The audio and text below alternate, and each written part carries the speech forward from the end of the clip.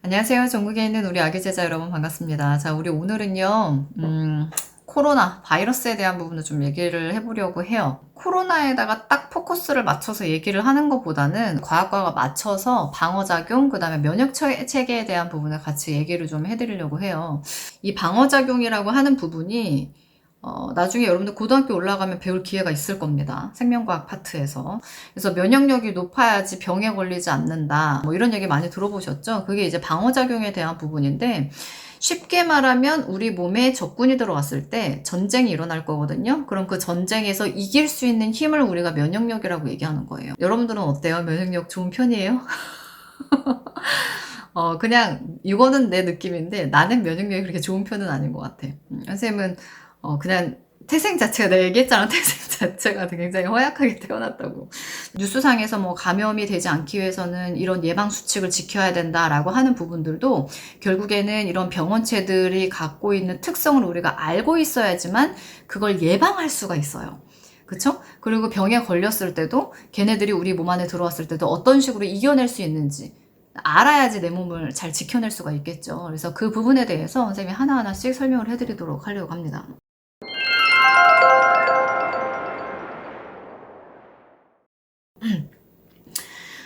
네. 우선은 첫 번째로 들어가는 부분이 선생님이 이제 에피소드를 얘기해 드린다라고 얘기를 했었잖아요. 아, 때는 바야흐로 약간 과거파리를 네, 좀 해야 될 것 같은데 선생님이 예전에 몇 년 전이지? 10년도 더 됐죠. 10년도 더 됐. 그래. 진짜 내가 이렇게 나이를 먹었구나. 10년도 더 됐을 거야. 그때 폐렴 때문에 병원에 한 일주일 정도 입원한 적이 있었어요. 근데 선생님이 참 여러 병에 참 많이 걸리기도 했었고 병원을 정말 제 집 드나들듯이 많이 드나들기도 했는데 그중에 가장 아픈 병이 무엇이었냐라고 얘기를 한다면 선생님은 폐렴을 꼽아요. 왜냐면 너무 아파요. 정말 너무너무 아파요. 정말 죽다 살아났기 때문에 선생님 같은 경우에는 그 최근 들어서 더더욱 이제 학생들한테 제자들한테 이제 그런 질문을 정말 많이 받았는데 뉴스라든가 매스컴상에서 뭐 코로나 확산 속도가 굉장히 빨라졌다 뭐 곡선으로 올라가고 있죠. 그래프 봤을 때 그쵸? 좀 무서워. 그치? 너희들은 어때? 무섭지 않니? 그쵸? 무섭지. 그러니까 이제 제자들이 질문 게시판에 선생님 괜찮으신 거죠? 뭐 어디 아프신 거 아니시죠? 뭐 이런 이제 질문들이 계속 많이 올라오더라고요. 선생님 좀 감동받았어. 그래서 제자들이 날 이렇게 걱정하는구나. 우선은 지금 현재 상태는 괜찮아요. 그리고 선생님 최대한 지금 가급적 외출을 자제하고 있는 편이기는 한데 그 해리를 산책시키는 것 때문에 어쩔 수 없이 한 이틀에 한 번꼴로는 나가는 것 같아요. 그 10년 전이라고 하면 10년도 더 됐어요, 사실상. 그때 당시에 이제 학원 일 시작하고 그다음에 이제 감기에 걸렸는데 분필가루를 너무 많이 마시다 보니까 그게 폐에 분필가루가 쌓이고 그 감기 바이러스가 폐까지 들어가면서 폐에 염증이 생긴 거예요. 그래가지고 폐렴에 걸렸는데 초창기에는 그냥 가벼운 감기 증상이라고 생각을 했어요. 그래서 동네 병원에 가가지고 처방전을 받고 약을 먹었지. 근데도 낫지 않아. 근데 이제 선생님은 아픈데도 불구하고 여하튼 출근을 했고 참고 그냥 일을 계속 했거든요. 막 땀 막 비 오듯이 쏟아지는데 그냥 참고 했어. 막 추워 죽겠는데. 왜 체온이 너무 많이 올라가면 오한이 오잖아요. 그래서 그런 상태에서도 그냥 계속 일을 했어요. 그러다가 이제 원장님이 너무 상태가 안 좋아 보이니까 조퇴를 하라고 얘기를 하시더라고요. 그래서 빨리 병원에 한번 가봐라. 지금 상태가 좀 안 좋은 것 같다. 그래서 원장 아니에요. 저 괜찮아요. 근데 막 땀을 엄청 흘리고 있었어. 그래가지고 이제 조퇴를 하고 병원에 갔지. 병원에 갔는데 의사 선생님이 청진기를 대보더라고요. 여기 대보고 등에다가 한 번 더 대보고 청진기로 숨소리를 한번 체크를 해보시더니 굉장히 다급하게 간호사 선생님을 불러가지고 빨리 엑스레이 빨리 찍어라. 그래서 그때 당시에 이제 급하게 엑스레이를 찍었죠. 청진기 대보더니 바로 엑스레이를 찍었어요. 엑스레이를 찍고 나서 바로 이제 큰 병원으로 이송이 됐어요. 근데 아직도 생각나는 게 그 병원 이름이 동주병원이었거든요. 지금은 없어졌더라고요. 굉장히 큰 병원이었는데 그때 당시가 몇 년도인지는 얘기 안 할게요. 얘기는 안 하는데 선생님 굉장히 어렸을 때였고 학원일 시작한 지 얼마 안 됐을 때였으니까. 그리고 그때가 12월 달이었어요. 12월 달에서 그 다음 연도로 넘어가는 그 시기였어. 왜냐면 내가 연예대상 막 이런 걸 봤었던 그 기억이 있거든. 그래가지고 그 병원에 입원을 해서 일주일 동안 치료를 받고 이제 퇴원을 했거든요. 그래서 그러니까 이게 처음에 이제 감기 증상처럼 나타나고 이게 점점 더 심각해지면서 폐렴으로 오는데, 이 폐렴을 그냥 놔두게 되면 이제 급성 폐렴으로 가면서 갑작스럽게 사망하는 경우도 생길 수 있어요. 그러니까 되게 위험해. 그치? 그리고 이제 폐렴을 그냥 방치를 하게 되면 이제 폐암으로 넘어갈 수도 있는 부분이거든요. 그러니까 그때 당시에 폐렴 진단을 받기 전에는 이제 감기라고 생각을 했기 때문에, 아니 체온이 너무 많이 올라가더라고요. 그래서 몸이 너무 뜨거우니까 잠이 안 와. 몸이 너무 뜨거우니까. 그래서 그때 당시에 대야에다가 찬물을 떠다 놓고 그 수건으로 내 몸을 계속 닦아가면서 자지는 못했죠. 계속 닦아가면서 계속 누워 있었던 그 기억이 나요. 내가 내 몸을 셀프로다가 계속 몸을 닦아가. 근데 이게 너무 뜨거우니까, 몸이 너무 뜨거우니까. 근데 왜 체온이 올라가면 몸이 너무 뜨거운데 굉장히 큰 추위를 느끼잖아요. 그게 이제 오한이 온 경우거든요. 감기 심하게 걸리면 그렇게 와요. 그래서 몸은 너무 추운데 너무 뜨거워, 내 몸이. 그래서 차가운 물에다가 이제 수건 이제 적셔가지고 얼굴 위에다가 그냥 올려놓는 거야. 닦는 것도 아니야. 그냥 올려놔. 닦을 힘이 없어. 위에다가 찬 수건을 올려놔. 그러면 이게 한 1분 정도 지났나? 그러면 이 수건이 뜨끈뜨끈해지는 그 느낌. 그래서 이게 체온이 너무 올라가서 나중에는, 왜 밤 되면 더 아프잖아요. 그래서 나중에 새벽에 화장실에 가려고 하는데 앞이 캄캄한 거야. 쓰러지기 일보 직전인 거지. 그래도 그 다음날 출근을 했어요. 출근을 하고 그 다음날 이제 큰 병원으로 이송됐죠. 근데 폐렴 진단 받고 처음에 이제 갔을 때 항생제 투여를 해야 되는데, 치료법으로 사용하는 게 항생제거든요. 근데 이제 항생제를 또 아무나 맞을 수 있는 게 아니더라고요. 그래서 알러지 반응이 있는지 손등에다가 항생제를 한 1mm 정도, 1mm가 0.5mm 정도를 투여를 한 다음에 컴싸로 이렇게 동그라미 처리를 해놔. 주사 놓은 곳. 알러지 반응 나타나는지 안 나타나는지. 선생님 다행히 이제 알러지 반응이 나타나지 않아서 의사 선생님이 주사 투여해도 괜찮겠네요 라고 해가지고 병원에 이제 입원을 했죠. 4인실이었는데 선생님 혼자 썼어요. 4인실. 선생님 혼자 썼고, 거기에 조그만한 꼬마 남자아이가 있긴 했었는데, 걔는 아직도 좀 의문인 게 뭐냐면 낮에는 분명히 있었거든. 근데 밤에는 없어. 지금은 그러면 큰일 나는데 그때 당시에 내가 봤을 때는 나이롱 환자라고 들어봤어 너희들? 아프지 않은데 와서 입원하는 환자들 있어요. 그래서 그렇게 이제 큰 병실을 선생님 혼자 쓰고 있었는데, 겨울이었거든요. 날씨가 춥죠. 혼자서 이제 그 병마와 사투를 벌이고 있었어요. 근데 그 항생제라고 하는 아이가 정말 너무너무 아프더라고. 선생님이 진짜 여러 종류의 주사를 많이 맞아봤지만 항생제가 제일 아파. 그러니까 우리가 그냥 주사로 항생제를 놓는 게 아니라 링거를 계속 맞아요. 그러니까 지금 몸 상태가 너무 안 좋다 보니까 음식조차도 안 들어가. 소화를 못 시켜요. 다 구토하고, 뭐 설사까지 나오기 전에 뭐 이미 다 구토를 해서 이미 속은 너무 깨끗한 상태야. 그러니까 음식 자체가 당기지도 않고 소화도 안 되는 상태거든요. 몸이 지금 너무 심한 전쟁을 치르고 있는 상황이어가지고. 그러니까 이제 링거 투여를 하는 거예요. 영양제를 계속 이제 투여를 하고, 링거 투여를 하니까 여기에 지금 주사바늘이 꽂혀져 있는 상황이잖아요. 그럼 자고 있으면 간호 선생님이 들어오셔가지고 그 튜브에다가 항생제를 투여를 해요. 깨! 너무 아파. 잘 자고 있었는데 사실 들어왔는지 안 들어왔는지도 몰라요.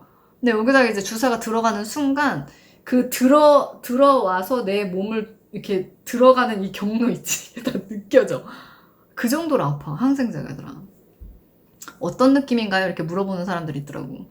들어오는 이 구간 이렇게 마비되는 증상 느껴본 적 있니 너희들? 마비되는 증상이 느껴져요. 그러니까 몸에 힘이 바짝 들어가면서 자다가 그냥 갑자기 몸에 이렇게 힘이 들어가. 그러면서 깨. 너무 아프거든, 주사가. 그거를 거의 한 일주일을 했죠. 그리고 이제 나중에는 거의 다 나을 때쯤에는 열도 이제 떨어지고, 그리고 이제 폐렴이 생기면 의사 선생님이 무슨 얘기를 하냐면, 그때 폐렴 걸리고 나서 가래 뱉는 버릇이 생겼거든요. 선생님 담배 안 펴요. 담배 안 피는데 담배 냄새를 극도로 싫어합니다. 근데 이제 이 안에 염증이 생기니까 가래가 생겨요. 그래서 이 가래를 의사 선생님이 절대로 삼키지 말라고 얘기를 하더라고요. 이거 계속 삼키면 폐렴 못 고칩니다. 생기면 무조건 다 뱉으셔야 돼요. 그래서 그때 당시에 이제 계속 가래 나올 때마다 그 화장실에 가서 가래 뱉고, 그 다음에 중간중간에 간호사 선생님이 조그마한 통을 줘요. 플라스틱 통을. 그러면서 이제 여기다가 가래를 한 번씩 뱉어서 제출하라고 그래. 여기다가요. 그래서 뱉어서 이제 제출하고, 그 가래상에 이제 그런 뭔가 염증성 물질이라든가 이런 것들이 있는지 없는지 이제 확인하고, 이제 그런 절차들을 밟고 나서 이제 나중에 이제 퇴원을 했죠. 말도 아니었어. 정말 너무 힘들었죠. 그래서 그 큰 병실에 혼자 있는 것도 너무, 그때 당시에 너무 외롭기도 했었고, 계속 TV만 봤던 것 같아. 그때 당시에 김종국이 그 연예대상, 그 상 이름이 정확히 기억이 안 나네. 그 가수들이 받는 그 대상을 받았어요. 김종국이. 머리부터 발끝까지 사랑스러워 노래로 대상을 받았었던 그 기억이 아직도 나거든요.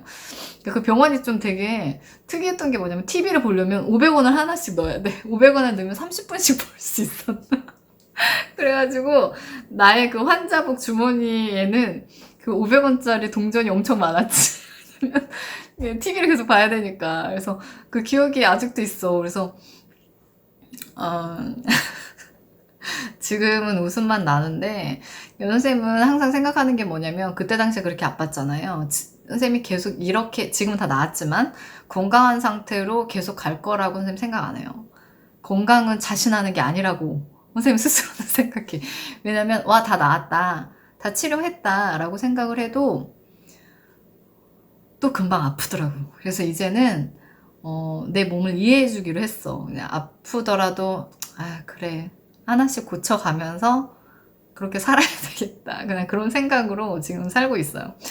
그래서 그때 이후로는 가래가 생기면 절대 삼키지 않고, 여러분들 가래 생기면 삼키면 안 돼요. 뱉으셔야 돼요. 근데 이거를 길에다가 뱉는다거나 이런 건 너무 비매너적인 행동이잖아요. 그래서 가래가 생기면 제 호주머니에 항상 이제 티슈가 있거든요.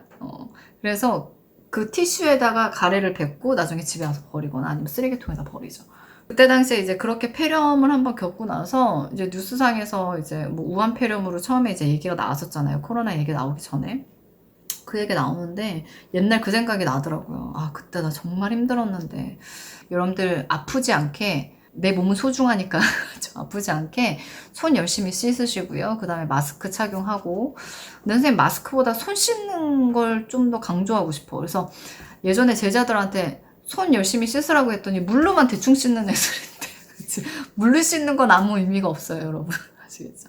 비누로 씻으셔야 돼요, 꼼꼼하게. 이렇게 중간중간. 응? 이렇게. 무슨 말인지 아시죠?